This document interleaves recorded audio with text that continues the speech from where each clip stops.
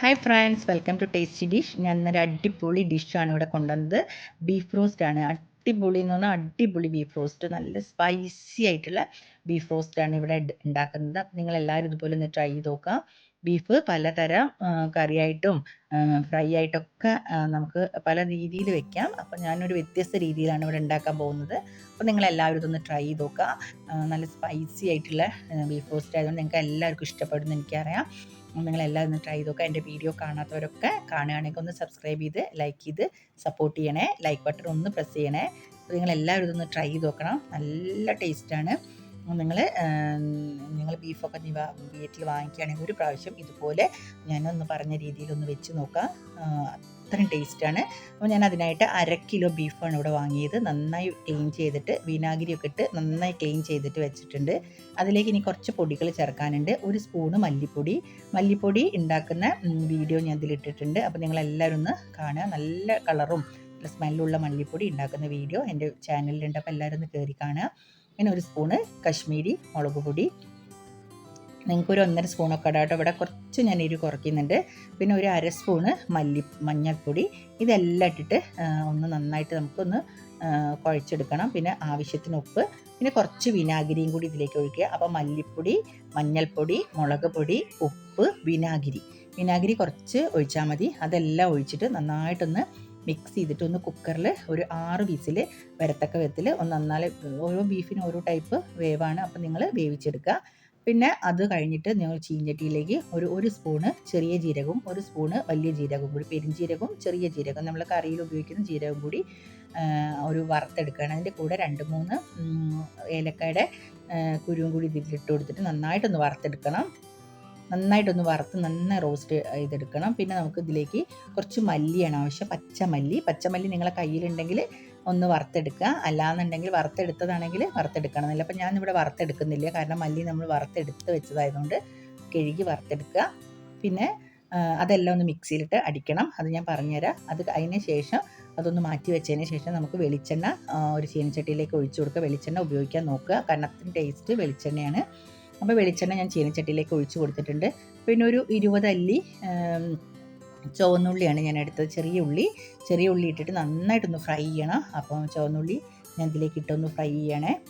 അപ്പോൾ ചുവന്നുള്ളി ഇടുന്നത് ഞാനൊന്ന് വീഡിയോ സ്കിപ്പായി പോയിട്ടുണ്ട്.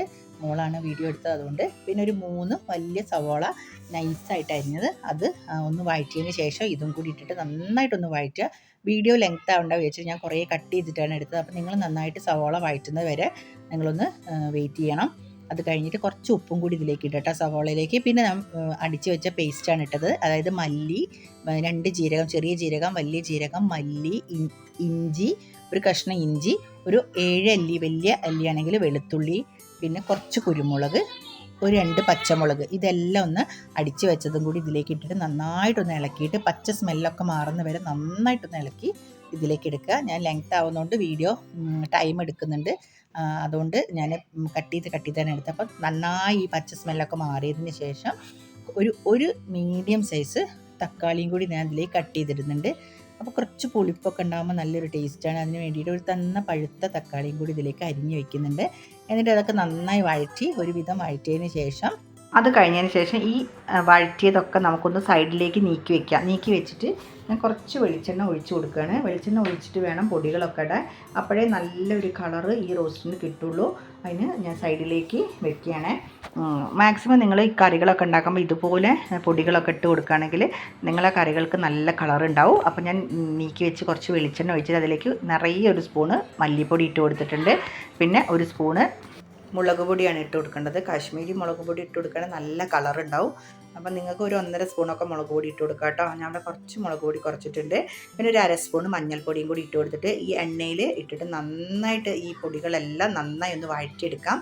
അപ്പം നല്ലൊരു കളറ് വരും. ആ പച്ച സ്മെല്ലൊക്കെ മാറുന്നത് വരെ ഒന്ന് നന്നായിട്ടൊന്ന് വഴറ്റിയെടുത്താൽ ഇത് നല്ലൊരു കളറ് വരും. എന്നിട്ട് നമുക്ക് ഈ ഉള്ളിയിലേക്ക് കൂടെ ഇട്ടിട്ട് ഒന്ന് വഴറ്റിയെടുക്കുക. അതിൻ്റെ കൂടെ 1 സ്പൂണ് ഗരം മസാലപ്പൊടിയും കൂടി ഇടണം. ഗരം മസാലപ്പൊടി, പിന്നെ 1 സ്പൂണ് മീറ്റ് മസാലപ്പൊടി. മീറ്റ് മസാല ഇല്ലെങ്കിൽ നിങ്ങൾക്ക് ചിക്കൻ മസാലപ്പൊടി ഇടുക കേട്ടോ. അപ്പോൾ മല്ലിപ്പൊടി, മുളക് പൊടി, മഞ്ഞൾപ്പൊടി, മീറ്റ് മസാലപ്പൊടി, പിന്നെ നമ്മൾ ഗരം മസാല, അതെല്ലാം ഇട്ടിട്ട് നന്നായിട്ടൊന്ന് വഴറ്റി ഇതെല്ലാം ഒന്ന് പച്ച സ്മെല്ലൊക്കെ മാറി നല്ലൊരു കളർ കിട്ടിക്കഴിഞ്ഞാൽ നമുക്ക് ഈ ഉള്ളിൻ്റെ കൂടെ ഇട്ടിട്ട് ഉള്ളിയും കൂടി ഒന്ന് വഴറ്റി ഈ ഉള്ളിയിലേക്ക് എല്ലാ മസാലപ്പൊടിയും വരത്തക്ക വിധത്തിൽ നന്നായിട്ടൊന്ന് വഴറ്റിയെടുക്കുകയാണ്. പിന്നെ നമുക്ക് ഈ ഇതിൽ കിടന്നിട്ട് നന്നായിട്ട് ഗ്യാസ് ഒരു മീഡിയം ഫ്ലെയിമിലിട്ടിട്ട് നന്നായിട്ടൊന്ന് വഴറ്റി ഉള്ളിയൊക്കെ ഉടയുന്നത് വരെ നന്നായിട്ടൊന്ന് വഴറ്റിയെടുക്കുക. അത് കഴിഞ്ഞ് ഏകദേശം ഉള്ളിയൊക്കെ നല്ല വെന്ത് കഴിഞ്ഞാൽ നമുക്ക് പിന്നെ വേവിച്ച ഈ ചിക്കൻ ബീഫ് ഇടണം. ബീഫ് ഇടുന്നതിന് മുന്നേയായിട്ട് നമുക്ക് കുറച്ച് നാളികേരക്കൊത്ത് ഇടാം. നാളികേരം വേണ്ടവർക്ക് ഇത് സ്കിപ്പ് ചെയ്യാം, വേണ്ടാത്തവർക്ക് ഇപ്പം നാളികേരമൊക്കെ ഒന്ന് കഴിക്കാൻ കിട്ടുമ്പോൾ നല്ലൊരു ടേസ്റ്റാണ്. പിന്നെ കുറച്ച് കറിവേപ്പിലയും കൂടി ഇതിലേക്ക് ഞാൻ ഇട്ട് കൊടുക്കുന്നുണ്ട്. എന്നിട്ട് ഇതും കൂടി ഇതിലേക്ക് ഇട്ട് കൊടുത്ത് 2 പച്ചമുളക് നെടുകെ ചീന്തിയത് ഇട്ട് കൊടുക്കുകയാണ്. എന്നിട്ട് അതും കൂടി ഒന്ന് വഴറ്റിയതിന് ശേഷം നമുക്ക് പിന്നെ വേവിച്ച് വെച്ച ബീഫ് ഇതിലേക്ക് ഞാൻ ഒഴിച്ച് കൊടുക്കുകയാണ്.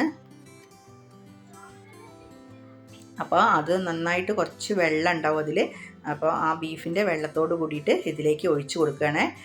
ഒഴിച്ച് കൊടുത്തിട്ട് ഇനി ഈ വെള്ളത്തിൽ കിടന്നിട്ട് നന്നായിട്ടൊന്ന് മിക്സ് ആവണം. അപ്പം ഞാൻ ഇതൊന്ന് പാത്രം മാറ്റുകയാണ്, നോൺ സ്റ്റിക്കിലേക്ക് ആക്കുകയാണ്. അപ്പം നോൺ സ്റ്റിക്കിൽ ഞാൻ വെച്ചിട്ടുണ്ട്. ഇനി ഈ വെള്ളമൊക്കെ നന്നായിട്ടൊന്ന് വറ്റിയിട്ട് ഡ്രൈ ആയിട്ട് കിട്ടണം. അതുവരെ നമ്മൾ അടച്ച് വെച്ചിട്ട് ഒന്ന് സിമ്മിലാക്കിയിട്ട് നമ്മൾ ഇടയ്ക്കിടയ്ക്ക് ഒന്ന് ഇളക്കി കൊടുത്തിട്ട് ഈ വെള്ളമൊക്കെ ഇതിൽ കിടന്ന് വറ്റിയിട്ട് ബീഫ് റോസ്റ്റ് ആവണം. അപ്പോഴാണ് അതിൻ്റെ ടേസ്റ്റ്. നിങ്ങൾക്ക് വെള്ളത്തോട് കൂടി വേണമെന്നുണ്ടെങ്കിൽ കുറച്ച് വെള്ളം വേണമെങ്കിൽ വെക്കാം. പക്ഷേ ഈ വെള്ളം കംപ്ലീറ്റ് വറ്റുന്നതാണ് ഇതിൻ്റെ ടേസ്റ്റ്. അപ്പം ബീഫ് റോസ്റ്റ് എന്ന് പറഞ്ഞാൽ നല്ല കട്ടിക്ക് നല്ല തീരെ വെള്ളമില്ലാതെ കിട്ടുമ്പോഴാണ് ഈ റോസ്റ്റ് നല്ല ടേസ്റ്റ്. അപ്പോൾ ഞാൻ വെള്ളം വറ്റിച്ചെടുക്കുകയാണ്. ഇതുപോലെ ലാസ്റ്റ് ആകുമ്പോഴേക്ക് നല്ലോണം വെള്ളം വറ്റിയിട്ടുണ്ട്.